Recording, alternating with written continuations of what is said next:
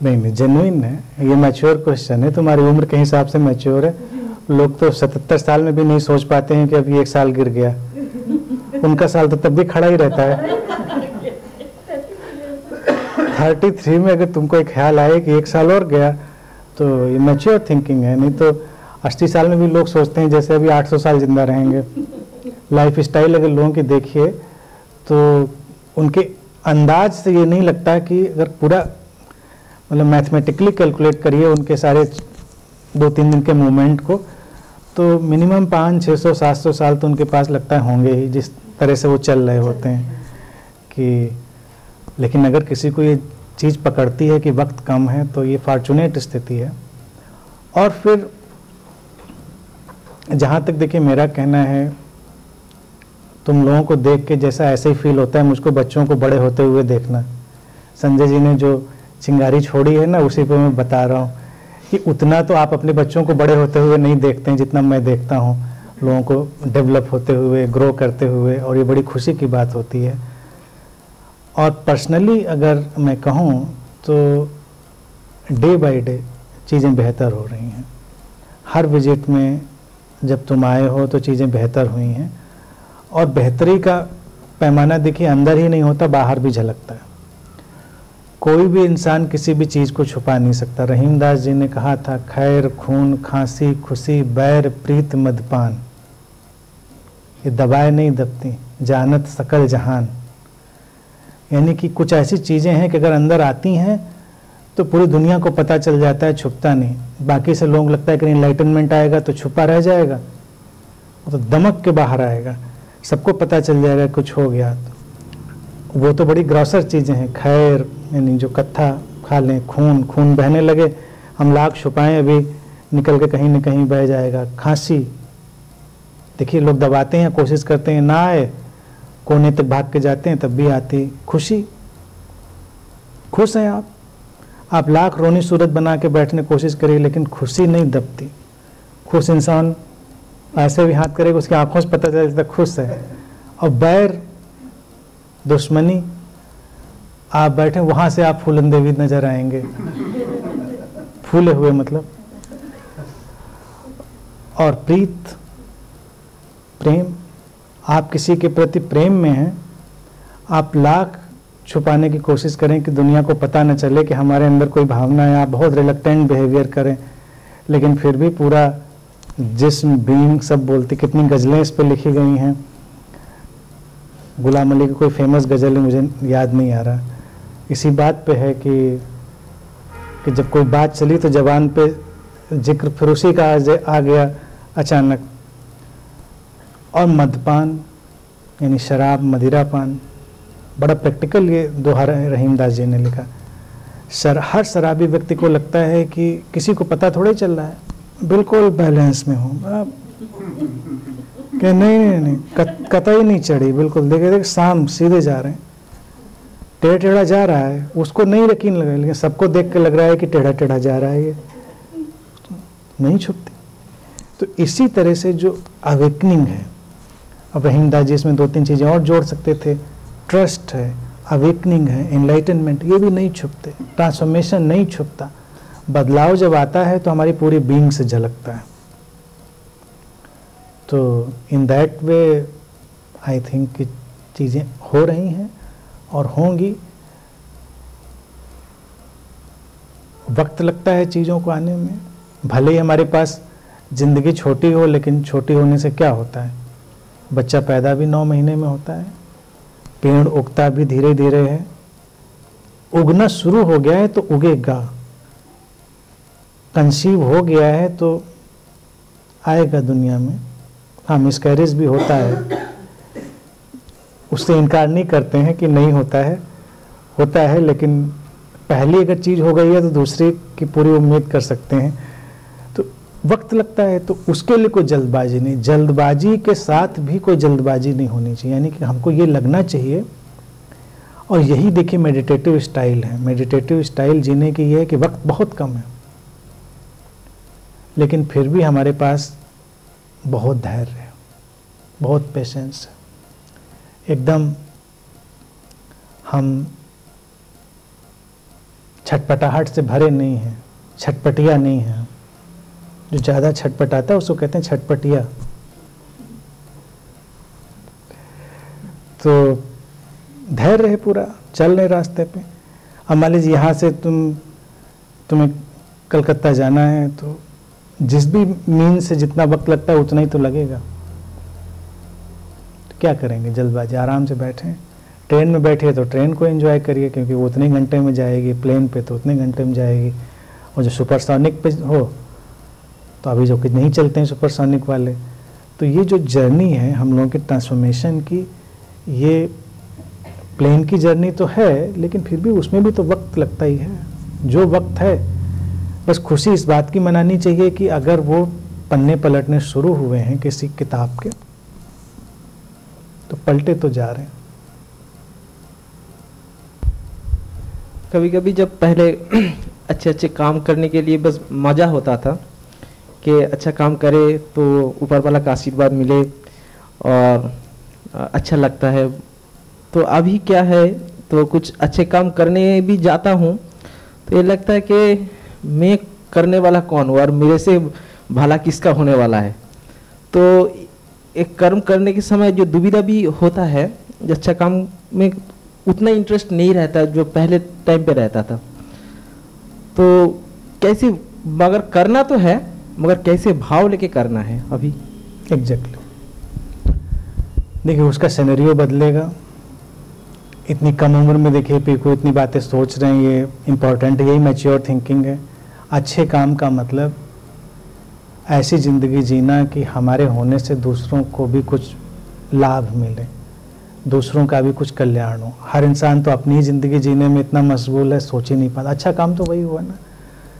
पहले के कंसेप्ट में जैसा कि इनको लगता था कि हम ऐसा कुछ करें कि उसे कुछ आशीर्वाद मिलेगा या कुछ बेहतर होगा हमें, वो एक सोच थी। आज जब ये चीज़ समझ में आ गई कि कोई आशीर्वाद नहीं मिलता और कोई ऊपर नहीं बैठा है, तब क्या करेंगे, तो अपने जॉय के लिए करेंगे।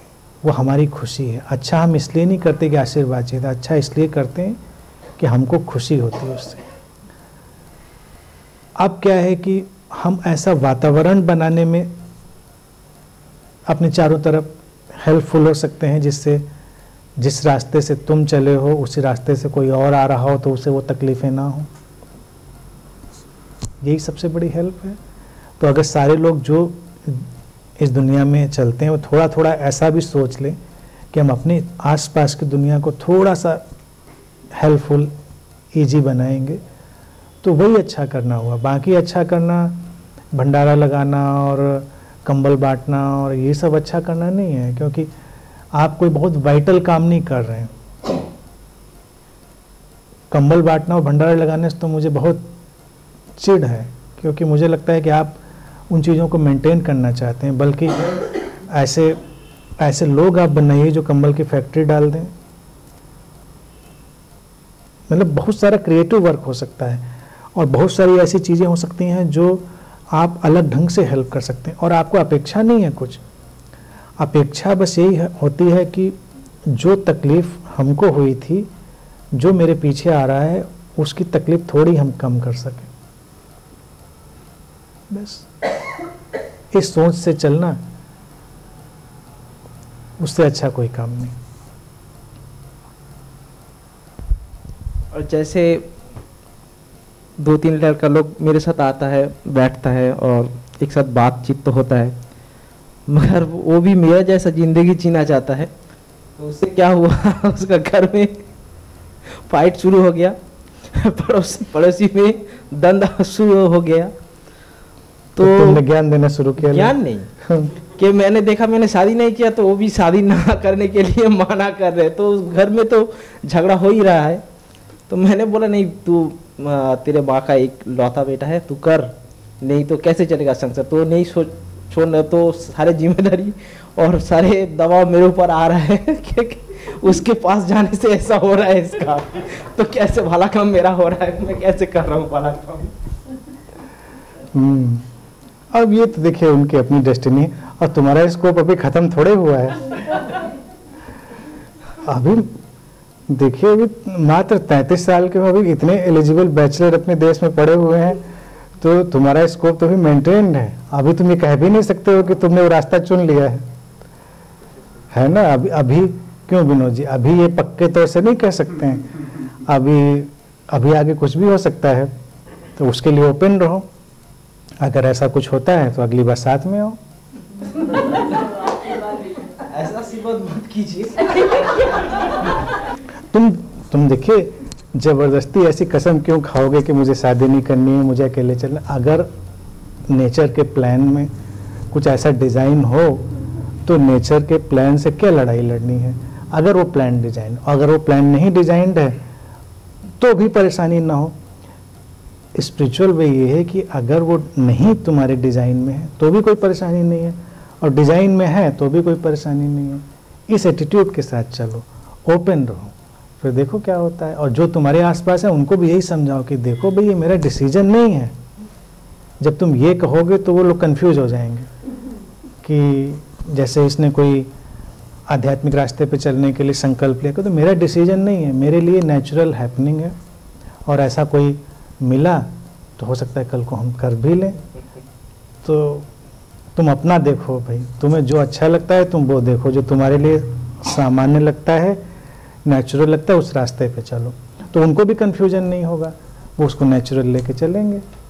तुम्हारे ऊपर भी ब्लेम नहीं आएगा जब कोई उनके घर परिवार वाले भी पूछेंगे अच्छा रास्ता दिखा रहे हो तुम मेरे बच्चों को, तो कहने मैं कोई रास्ता नहीं दिखा रहा हूँ, हमारा रास्ता तो बस ऐसे ही अनफोल्ड हो रहा है, घट रहा है जैसा, तो उस रास्ते पे चल रहा हूँ। बाकी जिसका जो रास्ता जिधर ले जाए उधर अपना चलता रहे। दमन और सजगता, ये दोनों में अंतर क्या है, और कैसे दमन होता है और कैसे सजगता घटता कैसे होता है? दमन और सजगता में एक बड़ा वाइज डिफरेंस है, बड़ा वाइज डिफरेंस है। एक तो ये है कि दमन के अगेंस्ट भी बहुत सारी बातें बोली जा सकती हैं, और एक है कि बहुत सारी ऐसी चीज़ें जो अननेसेसरी हैं उनको हम डिस्कार्ड भी कर सकते हैं अवेयर होके, तो वो भी इनिशियली दमन होगा, रिप्रेशन जैसा लगेगा, लेकिन वो हमारे लिए प्रॉब्लमेटिक नहीं है। बहुत सारी ऐसी चीज़ें हो सकती हैं, जैसे बुद्ध ने अपने लिटरेचर में बहुत जगह दमन शब्द का ही उपयोग किया कि इस बात का दमन करो और आगे बढ़ो, इस तरह से करके। फिर जब ये आधुनिक मनोविज्ञान आया तो दमन और रिप्रेशन वर्ड बहुत कंडेम्ड हो गया, उसका बड़ा निंदा का उपयोग होने लगा कि दमन का मतलब बहुत। कई बार हम जिंदगी में बहुत सारी चीज़ें अपनी अवेयरनेस से हटाते हैं जो कि दमन नहीं होती हैं, जैसे कि उसमें इवन सेक्सुअलिटी हो सकती है, उसमें वायलेंस हो सकता है, उसमें ग्रीड हो सकता है, उसमें फियर हो सकता है। तो मैथडोलॉजी में है वो थोड़ा दमन जैसा ही, लेकिन उससे हमारे ऊपर कोई इतना फ़र्क नहीं पड़ रहा है, हम उसको अवेयरनेस से हटा सकते हैं रास्ते से। मुझे मान लीजिए बिल्कुल अंदर से वायलेंस फूट रहा था, हमने उसकी व्यर्थता देखी, रियलाइज़ करी, उसकी फ्यूटिलिटी हमने रियलाइज़ करी, तो ये हमारी विजडम हुई कि फ्यूटिलिटी रियलाइज़ करी। उसकी फ्यूचर आउटकम को देख पाना, विजुलाइज कर पाना, ये विजडम का हिस्सा, तो जो सबके बस की बात नहीं होती। कुछ लोग देख लेते हैं और उससे हट जाते हैं। तो ये अवेयरनेस का यूज हुआ through the way of repression, लेकिन एज सच रिप्रेशन नहीं, बड़ा वाइज एक्शन है, समझ रहे। और इवन सेक्सुअलिटी में भी यही बात है, अगर हम दमन का उसी सेंस में उपयोग करें,